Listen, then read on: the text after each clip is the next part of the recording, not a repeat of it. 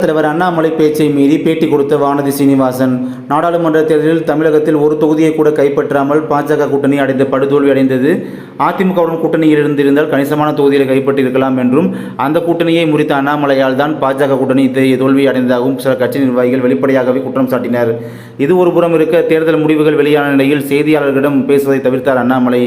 மேலும் இனி விமான நிலையங்களிலோ அல்லது பொது இடங்களிலோ தமிழக பாஜக நிர்வாகிகள் யாரும் பேட்டி அளிக்க மாட்டார்கள் என்றும், அவரவர் அலுவலகங்களில் மட்டுமே பேட்டி தருவார்கள் என்றும் அண்ணாமலை கூறியிருந்தார்.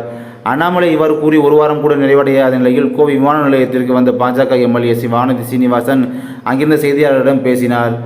அப்போது செய்தியாளர்களின் கேள்விகளுக்கு பதில் கூறிய அவரிடம் அண்ணாமலையின் அறிவுறுத்தல் பற்றி நிருபர் ஒருவர் கேள்வி எழுப்பினார். அதற்கு பதிலளித்த வானதி சீனிவாசன், நீங்கள் தான் எதையாவது கேட்டு வம்பில் மாட்டிவிட்டு விடுகிறீர்களே என்று சிரித்தவாறு கூறினார்.